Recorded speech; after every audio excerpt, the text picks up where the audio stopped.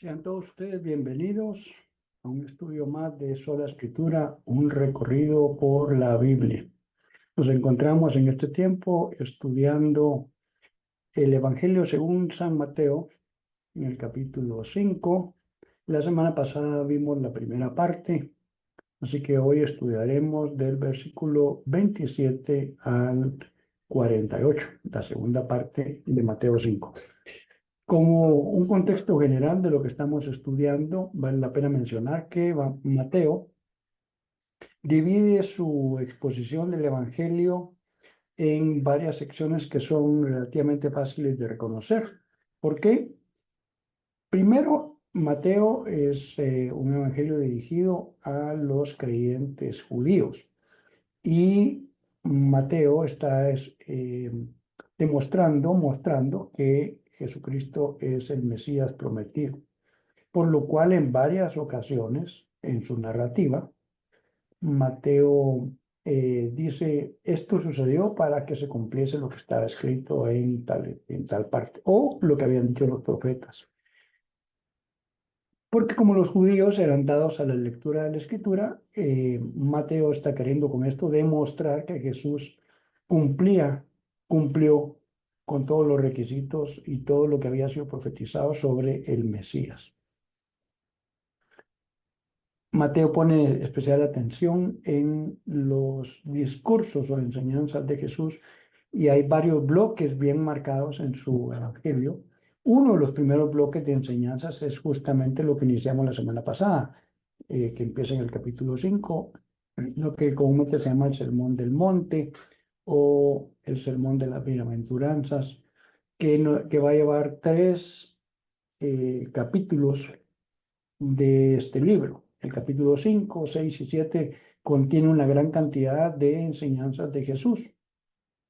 Algunos escritores dicen que probablemente no fueron dichas en un solo día, que llevó un poco más de tiempo, o incluso que Mateo compila una buena cantidad de enseñanzas que probablemente no fueron en una sola ocasión.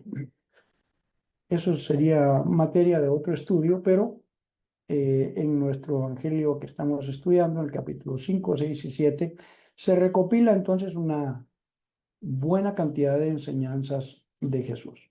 La semana pasada vimos la primera parte que tenía que ver con lo que se conoce como las bienaventuranzas. Eh, Leímos y estudiamos hasta el versículo 26. La primera parte del 2 al 12 es esta serie de bienaventuranzas. La segunda sección habla de que nosotros somos la sal y la luz del mundo. Y lo que él mencionó en el versículo 17 al 20, creo que es importante por lo menos volverlo a mencionar acá, porque eso nos da contexto a lo que está pasando de ahí en adelante. Una serie de enseñanzas de Jesús en la cual le dice, oíste que fue dicho, mas yo digo, o pero yo digo. Y aquí Jesús no está cambiando la ley como algunos creen interpretar, porque justamente antes de empezar a hacer estos antítesis, estos contrastes, ah, él dice, 17, 5:17, no penséis que he venido para abrogar la ley y los profetas. No he venido para abrogar, y dijimos que esa palabra es abogar, es anular, sino para cumplirla. Y luego dice en el 20, es importante, porque os digo que si vuestra justicia no fuere mayor que la de los escribas y fariseos, no entraréis en el reino de los cielos. Así que la semana pasada vimos una de las primeras que estaba contenida del 21 al 26, esta es una antítesis, donde dice, oíste que fue dicho, no matarás, y cualquiera que matare será culpable de juicio. Pero yo os digo, viene la primera, que cualquiera que se enoje contra su hermano será culpable de juicio. O sea, Jesús lo pone en el mismo plano, y entonces varios hemos pensado, aquí lo puso más difícil todavía, no está haciendo más sencilla el cumplimiento de la ley, sino incluso más compleja. Parte del propósito, ven algunos estudiosos, yo comparto eso, que es ponerlo tan complejo el cumplimiento de la ley que no puede decir. Entonces no se puede, exactamente, no se puede, ninguno puede cumplir la ley, porque por un mandamiento que fallare, se ha hecho culpable de toda la ley. Entonces aquí Jesús lo está empezando a poner aún más complejo porque eh, estas meditaciones, estos antítesis deberían llevarnos a la conclusión de que el problema realmente es interno. Cualquier escriba en ese tiempo hubiera podido decir, bueno, pero yo no he matado a nadie, entonces sí estoy cumpliendo la ley. Pero Jesús les dice, pero yo les digo que si usted se enoja contra su hermano, es culpable del mismo juicio. Si, si tú le dices a tu hermano, fatuo, quedarás expuesto al fuego del infierno. Si le dices necio, también quedarás sujeto al juicio del tribunal. Entonces está hablando de cuestiones que vienen ya no solo el ejecutar eh, el asesinato, como hablamos la semana pasada, sino la intención del corazón. Y la intención del corazón empieza por el enojo y todo lo que de ello deriva. Pues vimos la semana pasada este primero, hoy vamos a ver las siguientes antítesis de Jesús a partir del versículo 27 hasta el 48, que es el estudio que nos corresponde el día de hoy. Así que vamos a ir a nuestro texto, lo vamos a poner aquí a la vista y pasajes y analizándolos de manera general porque hemos dicho que como este estudio no es un estudio temático, es un estudio expositivo.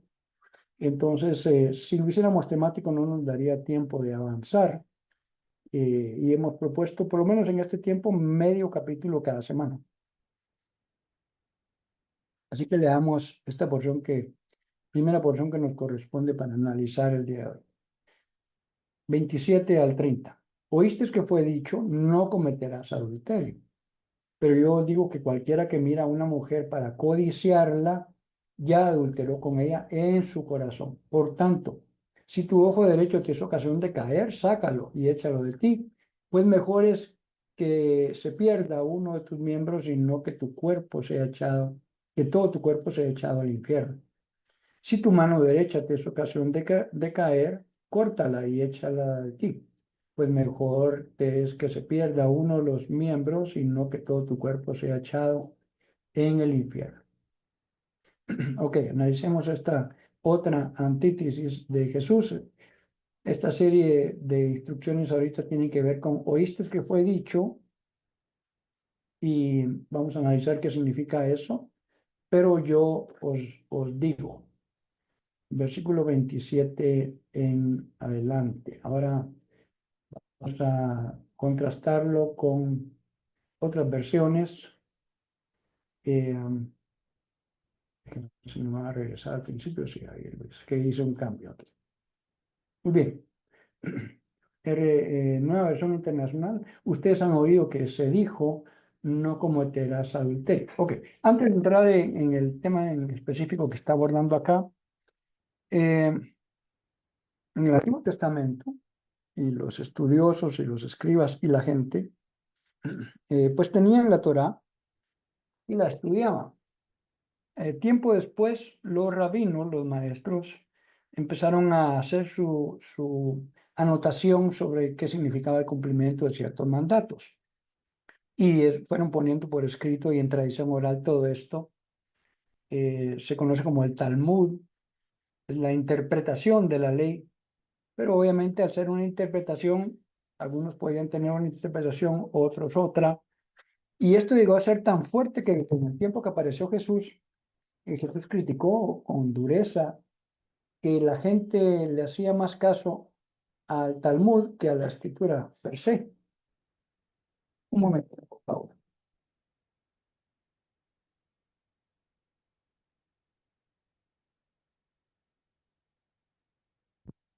¿Aló?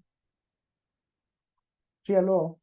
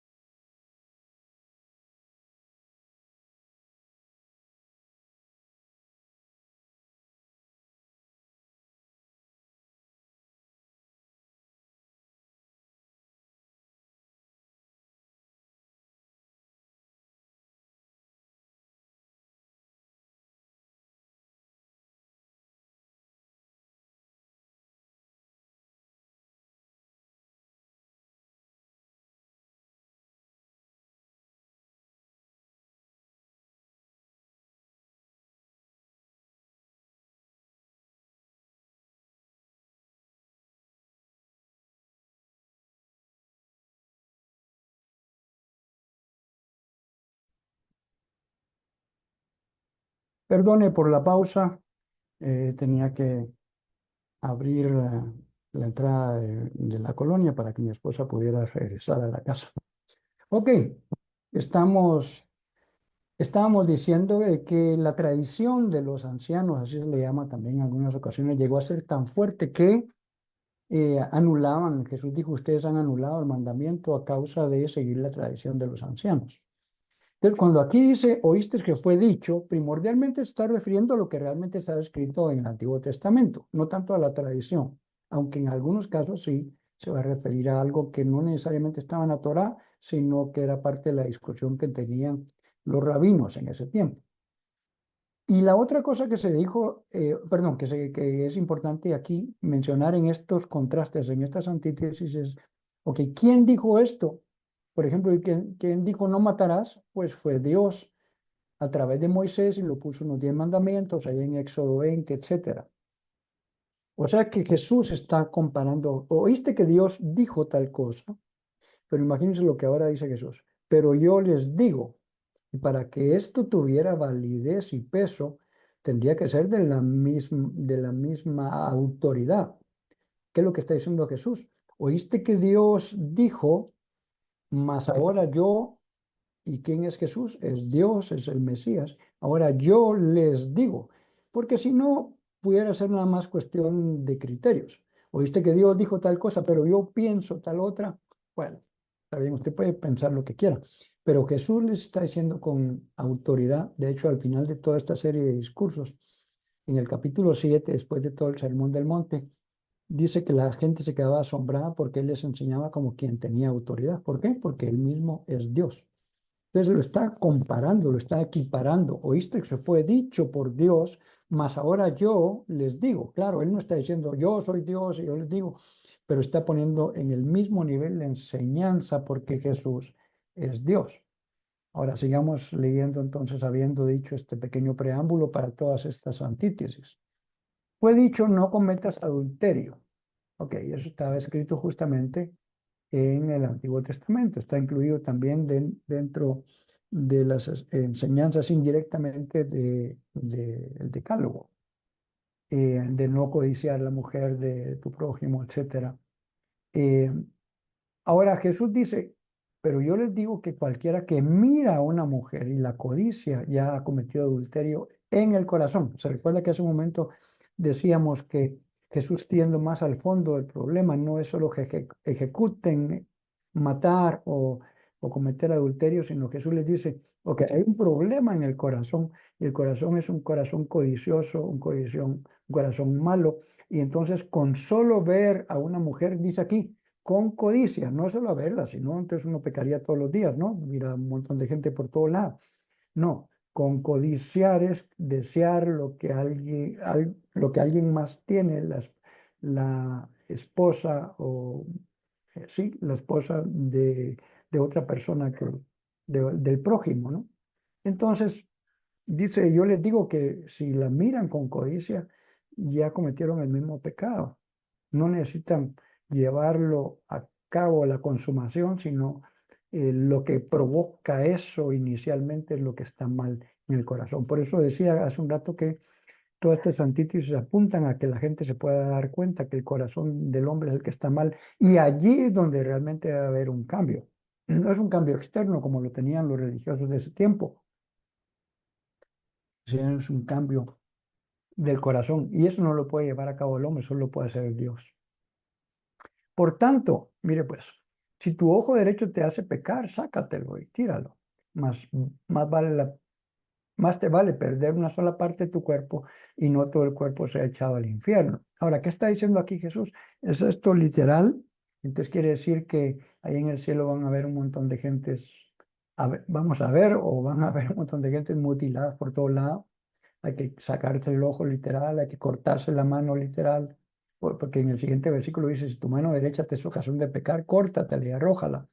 Más te vale perder una sola parte de tu cuerpo y no que todo él vaya al infierno. ¿Es esto literal? ¿O a dónde quiere llegar Jesús? Jesús sí está hablando también de ser radicales en esto, porque si alguien dice, no, pues no es literal, entonces solo es figurado y hay que... No, está hablando de una radicalidad de que si en realidad hay un problema tan interno, tú deberías estar dispuesto a cortar con las cosas que te pudieran hacer caer. Pero mira, pues, si el ojo te es ocasión de caer, y fuera esto literal, y tienes que sacarte tu ojo, no hemos estado diciendo que Jesús está queriendo llegar al fondo del asunto. El fondo del asunto es el corazón malo del hombre. No es el ojo en sí. Con el ojo viste y codiciaste, ¿ok? Con la mano tomaste algo que no era tuyo y lo robaste. Pero ¿dónde estriba el fondo del asunto? O sea, Jesús quiere llegar al verdadero fondo del asunto. No está hablando él acá de mutilarse físicamente. Está hablando de, ok, tienes un problema, pero el problema real está en tu corazón.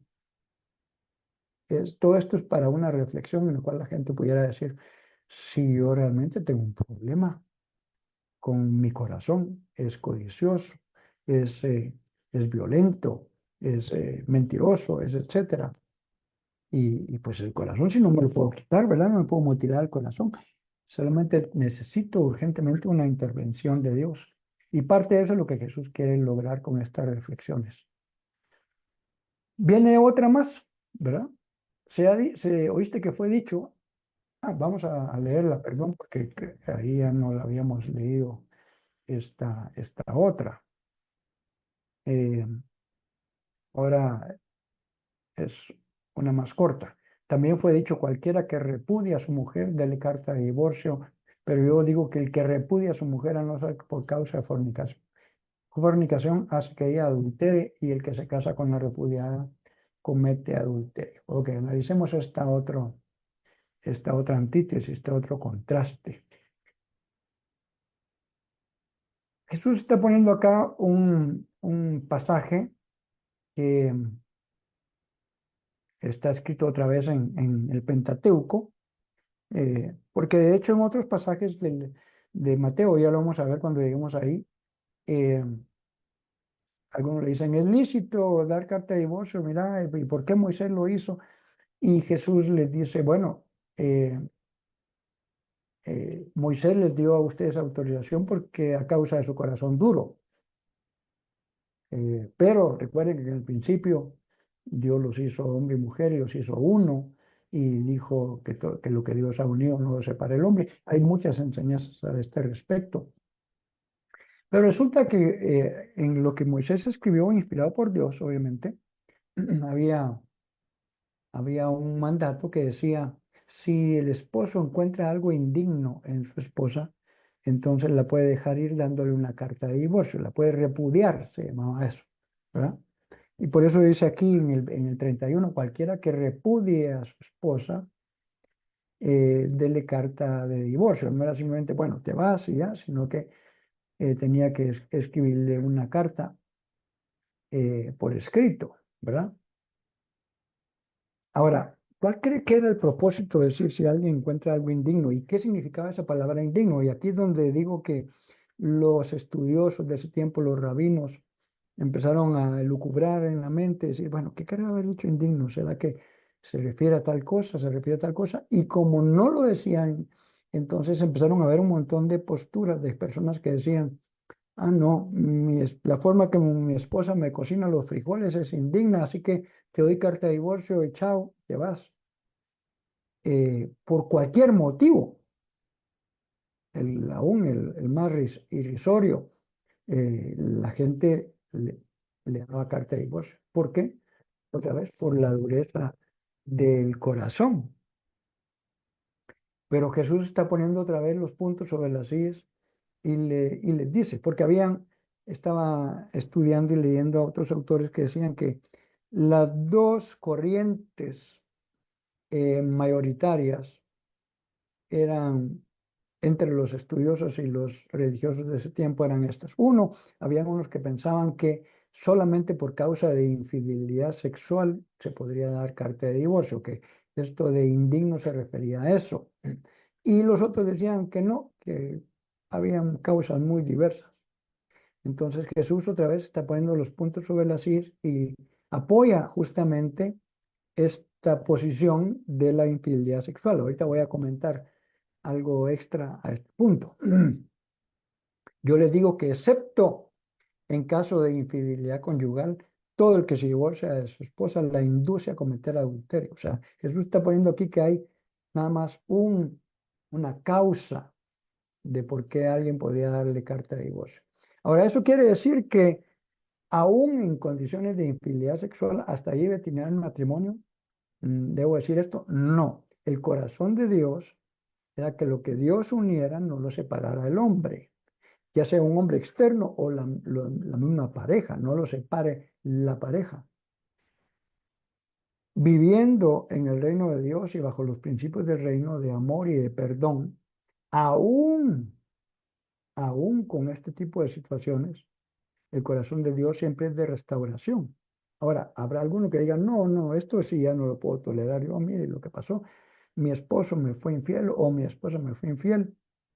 Y entonces Jesús dice, ok, está bien, si no puedes sobrellevar esto, si no puedes amar y perdonar hasta este nivel, que es lo que él deseara en realidad, pues está bien. Entonces Jesús dice, a no ser por causa de infidelidad conyugal, pero aún con esto estoy diciendo, el corazón de Dios siempre es de restauración y de perdón. Pero si alguien no lo puede sobrellevar, entonces dice aquí, si no fuera por esta causa, entonces quien se separa y se divorcia por otro montón de situaciones, dice aquí Jesús, la induce a cometer adulterio. Aquí hay bastante que abordar.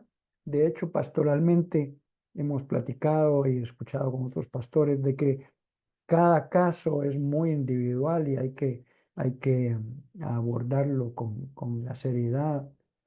Por ejemplo, uno pudiera pensar, mire, pero si hay violencia intrafamiliar, eso quiere decir que las esposas tienen que aguantar y poner en riesgo su vida o la de sus hijos.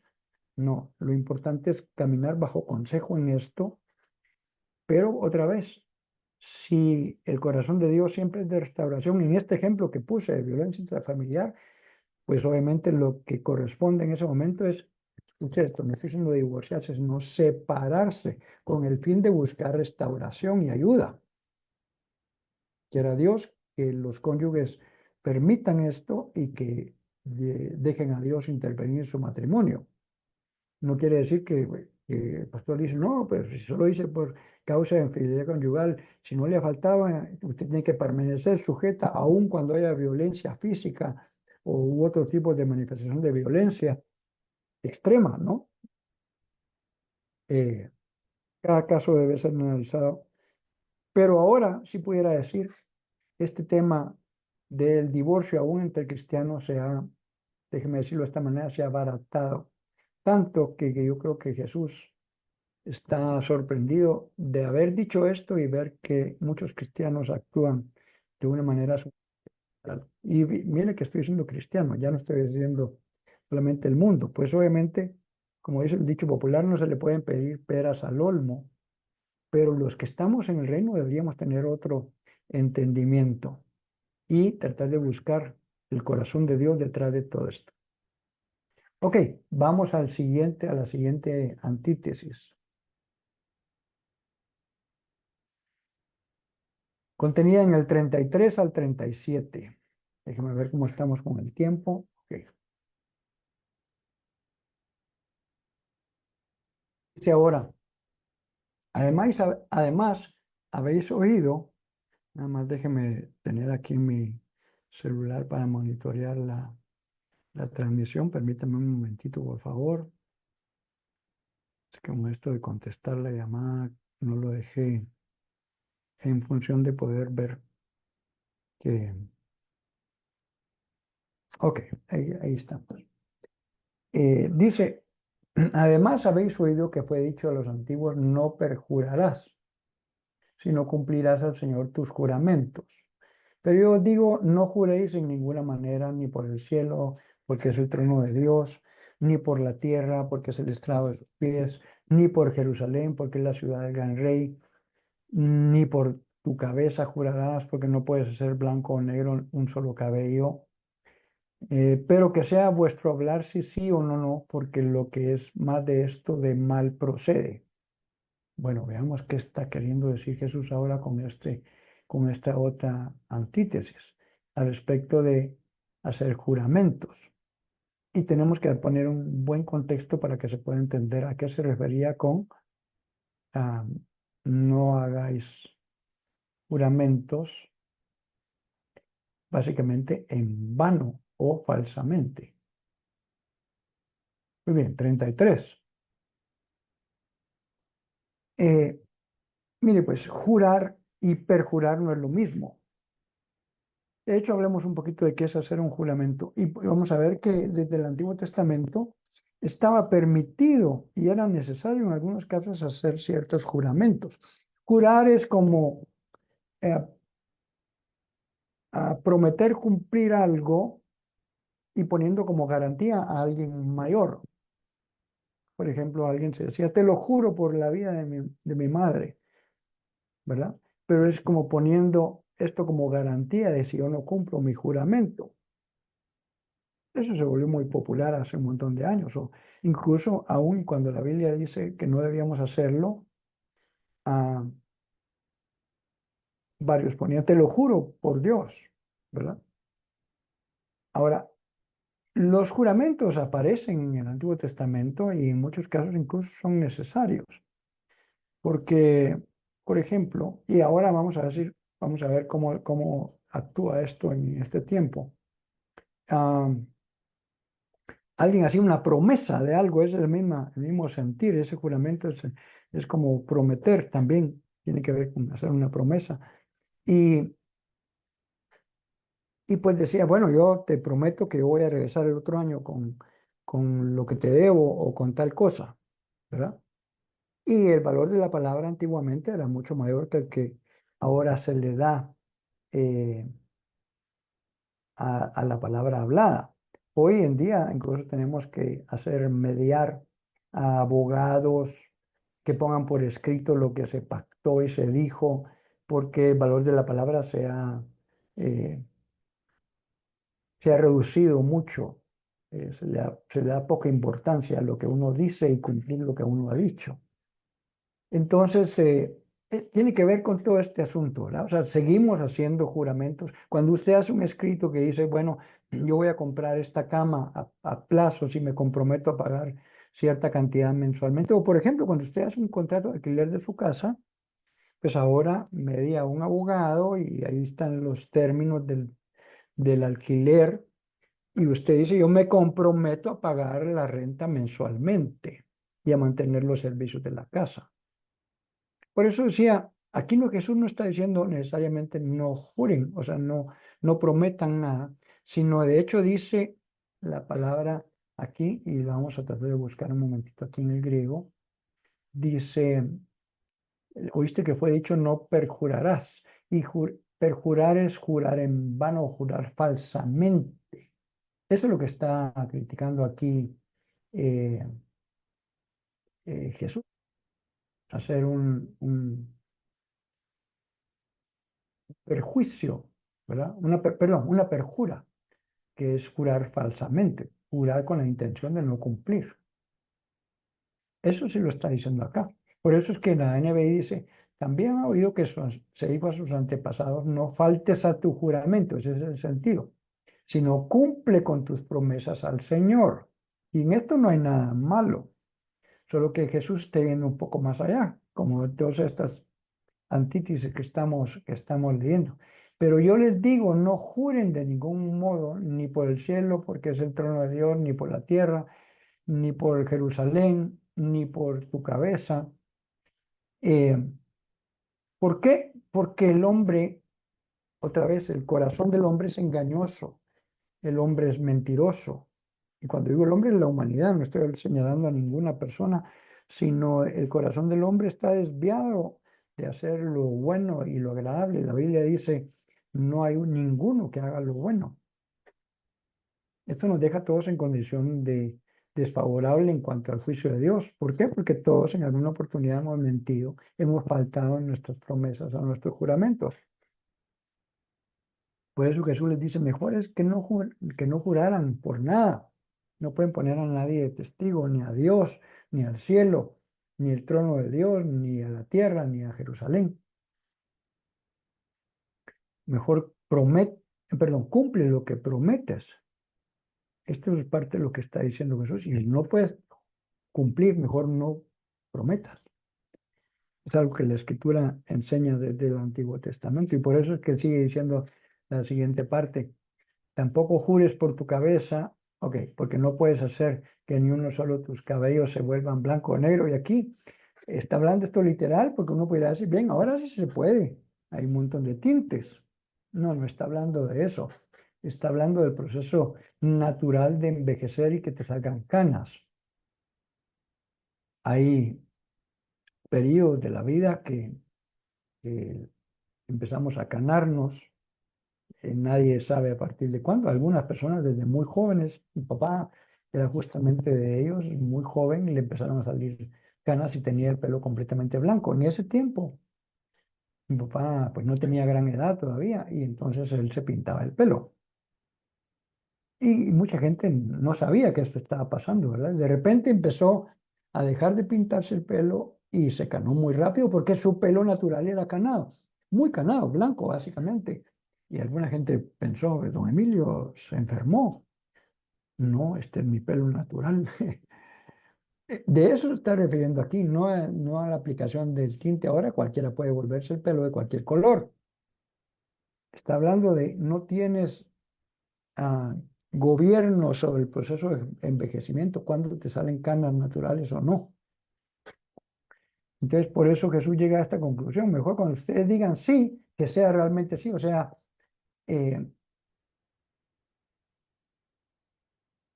cumple lo que prometes. Si estás diciendo que vas a llegar a un lugar a tal hora, hazlo.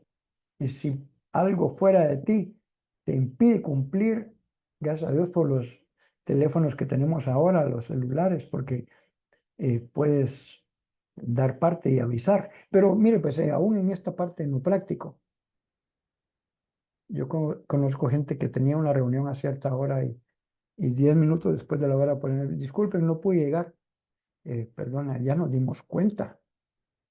Tú avisas cuando todavía hay tiempo para que las personas que van a estar en esa reunión puedan hacer algo. Yo veo que no voy a llegar a la hora prometida, entonces antes de esa hora yo digo, perdón, tuve un atraso involuntario o voluntario también, porque hay que aprender a reconocer nuestros errores. No calculé bien el tiempo o me levanté muy tarde, etcétera. Y avisas con tiempo para que la otra persona, si es una reunión solamente entre dos, pueda disponer del tiempo o decirte, no importa, te espero hasta que llegues. Pero no se avisa con posterioridad.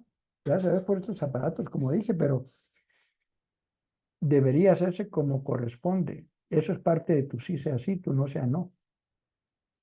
Eso es lo que Jesús está realmente diciendo acá. Y cuando digan ustedes no, que sea no.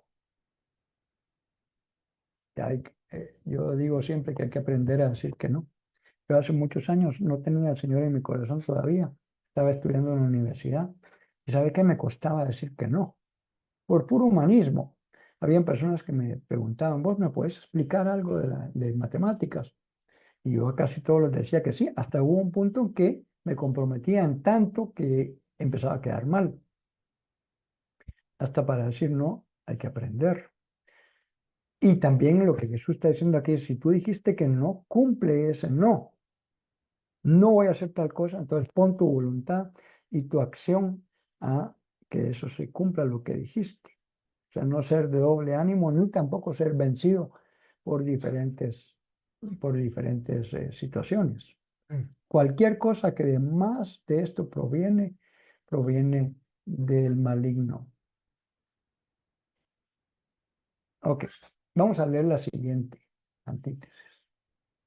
Esta es una parte muy interesante porque Jesús está aquí contrastando varias cosas que fueron dichas o que fueron escritas en el Antiguo Testamento y Él les está poniendo los puntos sobre las íes, la forma de cumplir realmente con lo que estaba estipulado en la ley.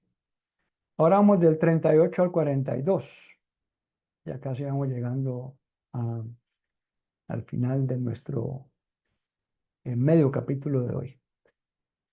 Dice de esta manera, ahora, oíste que fue dicho ojo por ojo y diente por diente. Pero yo os digo, no resistáis al que es malo. Antes, a cualquiera que te hiera en la mejilla derecha, vuélvele también la otra. Y al que quiera ponerte a pleito y quitarte la túnica, déjale también la capa. Y a cualquiera que te obligue a llevar carga por 1 milla, ve con él 2. Al que te pida, dale, y al que quiera tomar de ti prestado, no se lo rehuses. Wow, esta parte es interesante. ¿Es literal o no es literal? ¿Cómo hacemos para cumplir esto que Jesús está diciendo? Versículo, ¿qué dijimos? Ah, 38, ¿verdad? Sí, ok. Leo ahora de nuevo la NBI para contrastar. Ustedes han oído que se dijo ojo por ojo y diente por diente. Esta era una escritura que está de nuevo en el Pentateuco. De hecho, es más amplia. eh, es lo que se conoce popularmente como la ley del talión, o sea, devolver bien por bien y mal por mal, digámoslo así. Eh, y la intención de ese mandamiento original, de hecho, ni siquiera estaba dado para el pueblo, sino más bien era un mandamiento que tenía que ver con dar instrucciones a los jueces. ¿En qué sentido? En el sentido de la equiparación de la culpa con el castigo. Eso es lo que quería decir. O sea, si alguien roba 200 quetzales, lo que debería devolver por lo menos es 200 quetzales. Claro que en el Antiguo Testamento decía que había que añadir cierta cantidad, porque entonces, bueno, me robé 200, ya te los devuelvo y ya quedó igual. No, porque eres culpable de robar. Devolviste, qué bueno que devolviste eso, pero culpable de robar sí lo sigue siendo. Entonces, quería decir que debería ser equiparable una cosa con otra. Mm, Muchos tomaron esto de manera literal y de hecho, en las culturas y en los pueblos, aún aquí en Guatemala lo siguen haciendo de esta manera. En unas regiones del oriente hay familias que han salido grandemente dañadas, lastimadas por el cumplimiento de esto, porque alguien hizo violencia a una persona y entonces la familia que sufrió el agravio se toma la justicia por sus manos y entonces hacen lo mismo con el otro, porque aquel mató a tal persona, ahora lo matamos y resulta que es una cosa de nunca acabar, bajo una falsa interpretación de lo que significaba ojo por ojo y diente por diente. Como dije, no iba dirigida a las personas directamente, sino a los jueces, en el sentido de que pudieran tener un punto de hacer justicia, que los castigos fueran impuestos de acuerdo a las penas o las causas que lo habían provocado. Entonces, esto se le conocía, como dije, como la ley del talión y si usted la lee en el Antiguo Testamento es bastante más amplia. Jesús solo mencionó estas dos partes acá, ojo por ojo y diente por diente. Pero ahora viene el antítesis. Pero yo les digo, no resistan al que les haga mal. Si alguien me hace mal, en el Antiguo Testamento es devuélvele con mal. Eso es lo que se entendía. Pero Jesús está diciendo, si alguien te hace mal, no le resistas. Si alguien te da una bofetada en la mejilla derecha, vuelve también la otra. ¿Esto es literal? Puede llegar a ser literal, pero recuerden que Jesús está hablando aquí más del fondo de dónde viene todo esto que tiene que ver con el corazón humano. Jesús dijo incluso que nosotros íbamos a ser perseguidos, eh, vituperados, etcétera. Y también Jesús dijo, no se venguen por ustedes mismos, dejen la venganza al Señor. Tampoco es que le digas, bueno, Señor, no me vengo a esto, pero ahí te lo encargo, Señor, trátalo duro. No se trata de esta parte, porque otra vez importa más el corazón. Pero está hablando de una actitud, así como allá arriba vimos que si tu ojo te hace pecar, sácalo, o sea, sé radical con eso, es lo que está diciendo. Si los materiales que yo veo en la televisión, en la computadora, me hacen pecar, cualquiera que fueran, en cualquier área, corta eso, ser radical con eso. Jesús está hablando también de este punto de radicalidad. Y entonces también con este tipo de cosas, de la actitud hacia los que nos hacen mal, Jesús está diciendo, tienes que estar dispuesto a mostrar una actitud diferente. Porque si lo que está escrito del ojo por ojo es fácil cumplirlo, pues ni modo, ¿verdad? Me pegó, le pego, me hizo tal cosa, yo devuelvo lo mismo, o peor incluso, ¿verdad? Y eso es parte del mal corazón del ser humano. Todos los días en la calle, en las noticias, lo vemos. ¿Qué diferencia tendríamos que hacer entonces nosotros? Se recuerda que cuando empezamos hoy el estudio, le leí dos cosas. Jesús dijo, no vine a anular la ley, sino a cumplirla. Y también Jesús les dice, como preámbulo a todos estos antítesis, si su justicia, o sea, su forma de caminar justa, no es mayor que la de los fariseos y los escribas, que ellos lo hacían simplemente por religiosidad, ustedes no van a entrar en el reino de los cielos. Ellos lo hacían, decían, bueno, no matarás. Como dice, no matarás, yo me ajusto a eso, aunque tuviera un corazón malo. Jesús está diciendo, si ustedes no cumplen con todo esto, de manera incluso mayor que lo que ellos hacen, ustedes no van a entrar. Eso está complejo, porque entonces aquí está diciendo, ustedes tienen que dar algo más, no hacer todo lo que el mundo natural hace.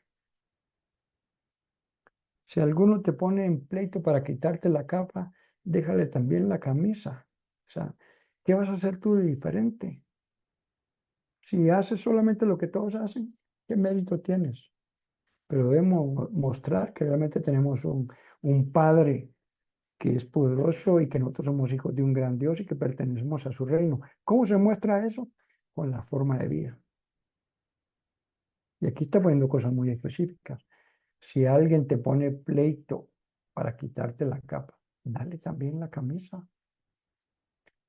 ¿Cuál es el contexto del siguiente, el 41? Si alguien te obliga a llevar la carga por 1 kilómetro, bueno, en realidad, déjame ver qué me decía.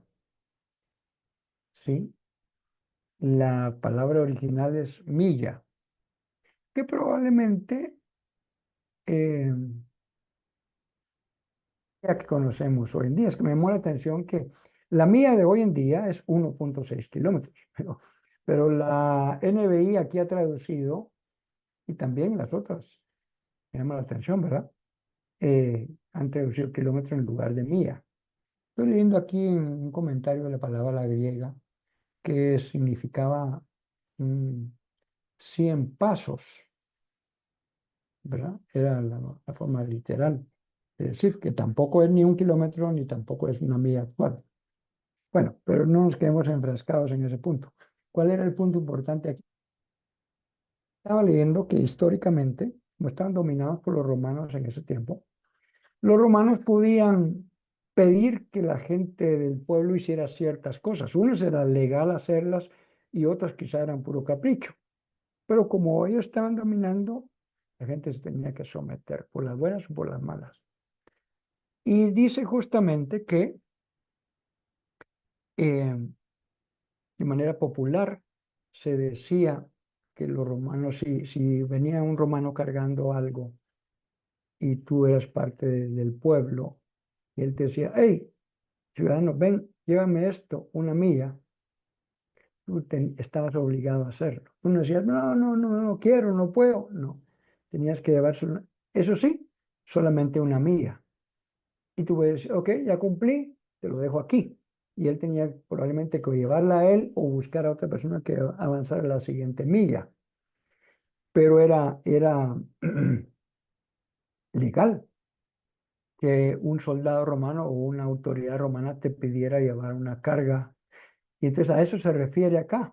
No es a cualquiera, sino te están obligando a hacer algo que tú no hubieras querido hacer. Y entonces dice aquí, si te pidieron llevarla una, no solo cumplas con lo que todos los demás cumplirían, porque por eso dijo Jesús, si tu justicia no fuera mayor que la de los religiosos de ese tiempo, ¿qué diferencia estás haciendo? Por eso Jesús dice, si una autoridad romana te obliga a llevar una carga, una milla, para mostrar que tú perteneces al reino de Dios y que eres hijo de un gran Dios y un Padre celestial, llévala dos en lugar de uno. O sea, no solo cumplas con lo que ah, legalmente se pide, sino ve más allá. Por eso dice, al que te pida, dale. Y al que quiera tomar de ti prestado, no le devuelvas la espalda. Ahora, eso quiere decir que yo le debo dar dinero a todas las personas que vengan a mí con cada historia. Yo como ustedes saben, trabajo como parte del equipo pastoral de una de las iglesias Verbo y he estado en varias iglesias y en algunas de esas a mí a veces me han asignado la tarea de escuchar a alguien que llega a contar algunas historias. Fíjense que a mí me pasó tal cosa y ando recolectando dinero para medicinas. En muchas ocasiones hemos visto que es, en la gran cantidad de ocasiones, voy a decir, que es una mentira. En una de esas iglesias, como dije, a mí me asignaron escuchar la historia y tratar de discernir si era real o no y si esta persona merecía ayuda, porque no le podemos dar tampoco ayuda a todo el que se invente cualquier mentira. Está diciendo, pero si alguien te viene a pedir prestado, no le vuelvas la espalda. O sea, eh, mire, es una cosa interesante decir, no, no, no, todos los que andan pidiendo dinero son unos mentirosos. No necesariamente. Tampoco estoy diciendo dele dinero prestado a toda la gente. No, no, eso no es lo que el pasaje está diciendo acá. Es haz algo extra, diferente de lo que comúnmente alguien haría de manera popular, porque tú eres un hijo del Dios Altísimo. Entonces, no, también significa no cierres tu atención al necesitado, que es algo que los cristianos debemos practicar y hacer. Ok, vamos a la última porción del estudio de hoy. En esta porción es la última antítesis y tiene que ver con una motivación importante que es el amor. Leamos qué dice. Oíste que fue dicho, amarás a tu prójimo y aborrecerás a tu enemigo. Pero yo os digo, amad a vuestros enemigos y bendecid a los que os maldicen. Haced bien a los que os aborrecen y orad por los que os ultrajan y os persiguen, para que seáis hijos de vuestro Padre que está en los cielos, que hace salir su sol sobre malos y buenos y que hace llover sobre justos e injustos. Porque si amáis a los que os aman, ¿qué recompensa tenéis? ¿No hacen esto también los publicanos? Y si saludáis a vuestros hermanos solamente, ¿qué hacéis de más? ¿No hacen esto también así los gentiles? Sed pues perfectos como vuestro Padre que está en los cielos es perfecto. Wow. Vamos a ver qué podemos extraer de esta última porción que es por demás interesante. Versículo 43 en adelante.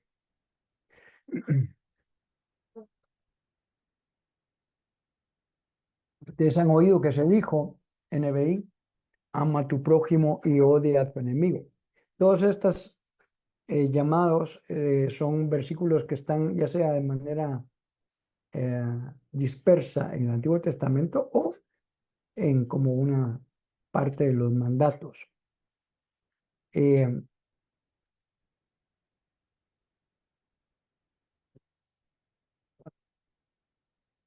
Maestro, ¿cuál es el mandamiento más importante? Le estaban preguntando por uno, pero él respondió que eran dos los más importantes. Número uno, amarás a tu Dios, al Señor tu Dios, con todo tu corazón, toda tu mente, todas tus fuerzas. Y dijo, y el segundo es semejante, o sea, hay dos que ustedes deben ponerle atención. Ama a tu prójimo como a ti mismo. Así que este concepto del amor está permeado en todo el Antiguo Testamento. Lastimosamente los judíos no lo pudieron entender de esa manera, y se centraron más en la forma y en la letra de la ley más que en el fondo. Pablo dice que el cumplimiento de la ley es el amor. El que ama ha cumplido la ley, ama a Dios y a sus semejantes. De hecho, al hacer un análisis, por ejemplo, de lo que se llama el decálogo, los 10 mandamientos, se va a dar cuenta que los primeros 4 tienen que ver de manera horizontal en cómo relacionarse correctamente con Dios. Y los otros 6 posteriores hablan de el trato con el prójimo. Si nosotros pusiéramos como base de toda nuestra vida el amor a Dios y al prójimo, pues obviamente vamos a cumplir lo que la ley dice. Por ejemplo, si, si yo amo a mi prójimo, no voy a mentirle, no voy a codiciar sus bienes, no voy a asesinarle o matarle. Ya dijimos la semana pasada que son 2 cosas diferentes, ¿verdad? Se conoce como no matarás, pero realmente lo que dice es no asesinarás. Pero el fondo de todo esto es, si yo amo a mi prójimo, no voy a hacer esas cosas contra mi prójimo. Si yo amo a Dios, no voy a tener dioses falsos, voy a buscar hacer su voluntad, etcétera. Entonces, el fondo de esto que está diciendo aquí Jesús ahorita va a ser el tema de la importancia y la fuerza del amor. Pero también en el Antiguo Testamento, otra vez por la ley del talión que acabamos de ver, y otra ley decía, eh, pues aborrecerás u odiarás a tus enemigos. Jesús dice, oyeron que eso fue enseñado con anterioridad. Ahora yo les digo, miren el contraste, amen a sus enemigos y oren por quienes los persiguen. Este es un punto tremendo.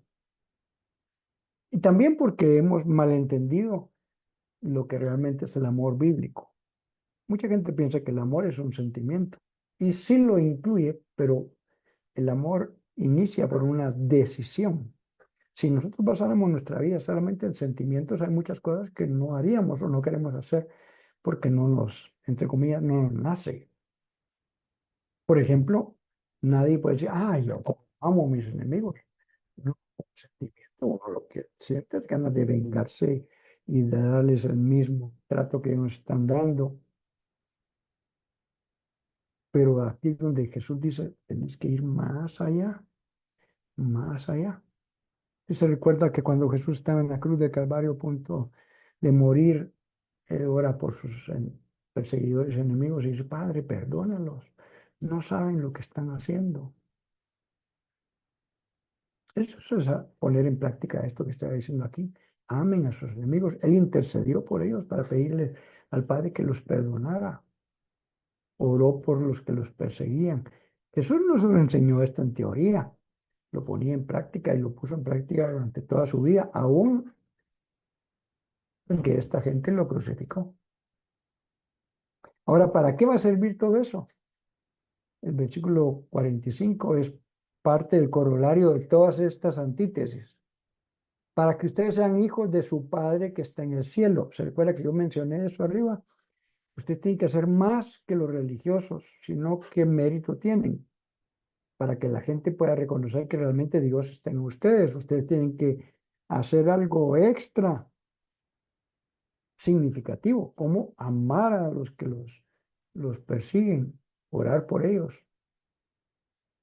Él hace, 45, él hace que, hablando de Dios, que salga el sol sobre malos y buenos y que llueva sobre justos e injustos. Y les vuelve a poner otro ejemplo. Si ustedes aman solamente a quienes los aman, eso es relativamente fácil. ¿Qué recompensa van a recibir si hacen eso? O sea, sí debemos amar a los que nos aman, pero también a los que nos persiguen y a los que nos injurian, a los que nos maldicen. Es un camino más alto.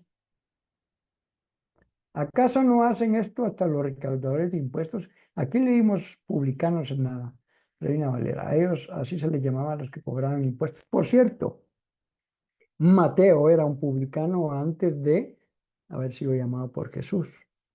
Él sabía su trasfondo y su pasado. Era judío, pero era cobrador de impuestos para Roma. Los cobradores de impuestos no tenían un salario. Entonces Roma les encargaba hacer esto, pero entonces ¿de qué vivían ellos? Ellos cobraban de más. Ellos les ponían una cuota y decían, bueno, usted tiene que diariamente cobrar tal cantidad de impuestos. Ok. Y entonces ellos cobraban eso más su propia manutención. Y por eso, y por varias cosas, eran odiados por la gente. Por eso esta palabra publicano era como mala palabra, porque era un oficio denigrante para la persona, pero también degradable para todos. Y eran del mismo pueblo judío. Eso era Mateo. Y cuando el Señor lo llama, deja todo, porque él reconocía que realmente necesitaba una oportunidad y un Salvador. Y dicen, ¿no hacen eso también hasta los publicanos? Pues ¿qué mérito tienen? Y si saludan a sus hermanos solamente, a los que, con los cuales se llevan bien y los pueden devolver el saludo y les pueden devolver los favores. Dice aquí, ¿acaso no hacen esto hasta los gentiles? Y si usted aquí en las versiones parafraseadas dice hasta los paganos, esta palabra gentil no tiene que ver con gentileza en el ámbito judío. Así le llamaban los judíos a todos los que no eran parte del pueblo de Israel, que no eran judíos de nacimiento o de fe. Los gentiles era algo bastante despectivo y el trato era bien despectivo hacia los gentiles, porque ellos pensaban que ellos eran el exclusivo pueblo de Dios, que Dios no iba a llamar a nadie que no fuera gentil.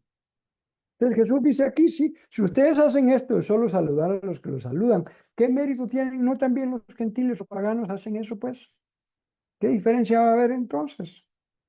Por eso dice al final, por tanto sean perfectos, así como su Padre Celestial es perfecto. Y esta perfección está hablando de carácter moral. Completos también significa. Ahora, aquí cualquiera pudiera decir, pero nadie puede ser perfecto si solo Dios es perfecto. Yo ahorita me recordé de un catedrático que tuve en la universidad y cuento esto nada más como testimonio, pero tuvimos un curso en el cual eh, pues yo hice lo necesario para sacar la nota completa y el catedrático me puso otra nota. O sea, yo tenía 100 en el curso y él me puso 90. Y entonces yo pedí una revisión, yo sabía lo que había hecho y dio la revisión y, bueno, por cierto, la revisión era que el catedrático y el estudiante llegaran y revisaran el documento y llegaran a un acuerdo. Él lo hizo por su cuenta, no permitió que yo estuviera. Y entonces me puso 8 puntos más y saqué 98. Y yo en una ocasión, a través de un correo, le escribí y le dije, ingeniero, disculpe, pero ¿en qué fallé si eso estaba completo? Lastimosamente usted no me permitió reunirme para demostrárselo. ¿Y sabe qué respuesta me dio? Es que a mí, él puso así, a mí nadie me saca 100 porque perfecto solo es Dios. Y dije, wow, entonces ¿para qué vamos a evaluar? ¿Verdad? No se está refiriendo a este tipo de nivel todavía y en un sentido está poniendo la vara suficientemente alta otra vez para que los oyentes dijeran, ala, yo no puedo alcanzar la perfección. ¿Cómo Jesús me está pidiendo la perfección si el hombre es malo? Yo tengo un corazón malo. O sea, cuando yo encuentro esto, dice la escritura que el propósito de la ley de Dios era para mostrar el pecado del hombre. Porque dice, usted no sabría que es malo matar si dijera un mandamiento, si no hubiera un mandamiento que dijera no matarás. Por cuanto hay un mandamiento, eso es incorrecto, es malo. O sea, el pecado es para que el hombre descubra su pecado. Entonces, todas estas reflexiones las está haciendo Jesús aquí para que cualquiera pueda decir, ala, usted está diciendo que uno debe ser perfecto y mire, yo todavía soy, no por nuestras propias esfuerzos, no podemos ni cumplir la ley ni ser perfectos. Es Dios a través de nosotros, viviendo en nosotros, cambiándonos, eso es por gracia. que nos hace que nosotros podamos caminar en el camino que Él nos enseñó. No para tener un mérito en esto, decir, mírenme a mí, qué bueno soy, es simplemente para reconocer, Dios ha sido bueno conmigo y me ha guardado del mal. Entonces el reto es alto, como dije, Jesús lo vino a poner más complejo de lo que hasta ese momento los religiosos de ese tiempo, eh, según ellos, cumplían la escritura. Muy bien, hemos llegado al estudio, al final del estudio del capítulo 5. Solo quiero, antes de despedir la transmisión, saludar a Silvia Carolina Acevedo, que estuvo con nosotros hoy en la transmisión en Facebook, a su hijo también, a Christopher Acevedo, gracias por estar con nosotros, a Carlos Contreras, que también se conectó hoy a través del Facebook de Iglesia Verbo Zona 16. Les recuerdo que todos los estudios ahora también están siendo archivados y guardados en el YouTube de Iglesia Verbo Zona 16, porque Facebook cambió su política recientemente y ahora solo permite que las transmisiones en vivo, como esta que tuvimos hoy en la noche, permanezcan en el Facebook de la institución por un mes. Luego de eso los borran, y para que esto quedara documentado para futuros oyentes, lo estamos dejando en el YouTube de Iglesia Verbo Zona 16. Así que agradecemos a todos los que estuvieron hoy con nosotros y queremos invitarle a poder acompañarlos también la otra semana en el inicio del capítulo número 6. También vamos a hacerlo en porciones de la mitad del capítulo para poder profundizar un poquito en la escritura. Agradecemos a todos su presencia, los bendecimos y esperamos vernos en las actividades de la iglesia. Bendiciones para todos.